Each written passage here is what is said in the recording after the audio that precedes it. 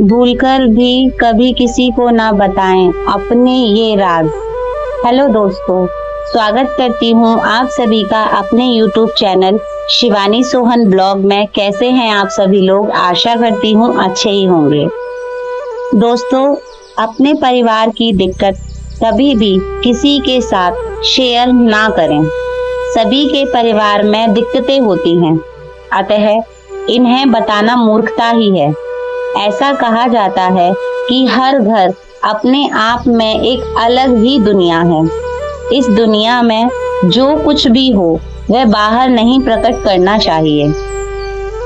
घर के लड़ाई झगड़े और समस्याओं के बारे में किसी से बातें करना भले ही बड़ा राहत भरा लगता हो, लेकिन कई बार ये मुश्किलें और बढ़ा देता है।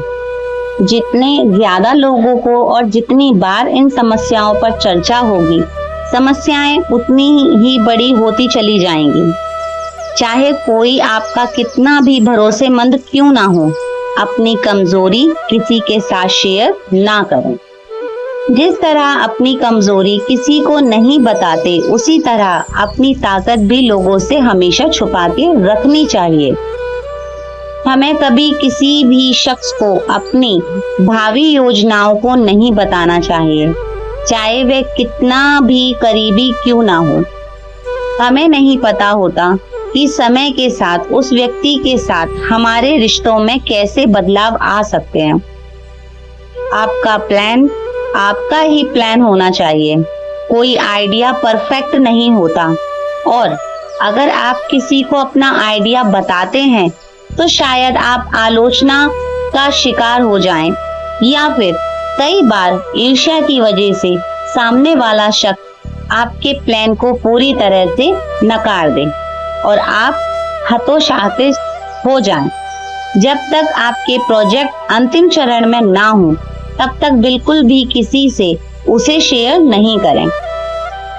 हर किसी के जीवन में कुछ बेहद निजी और गोपनीय बातें होती हैं। इन बातों को हमेशा खुद तक ही सीमित रखना चाहिए।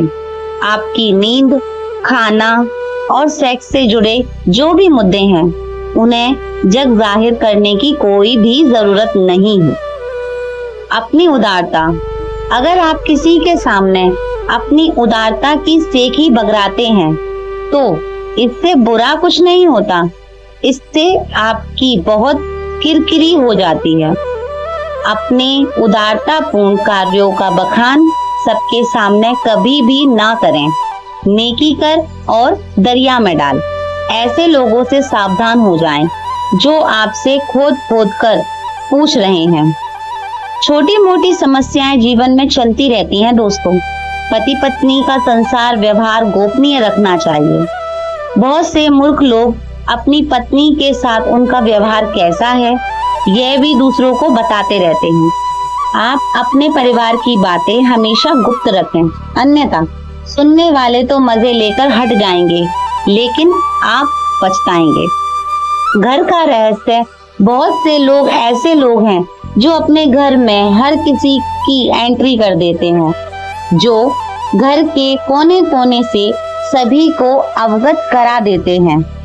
जो लोग आपके विश्वास पात्र हैं, उन्हें जरूर इसकी छूट दी जा सकती है, लेकिन हमने देखा है कि बहुत से ऐसे लोग भी हैं आपके घर में घुसकर उसे देखना चाहेंगे, जिनसे आपका कोई खास संबंध भी नहीं होता है।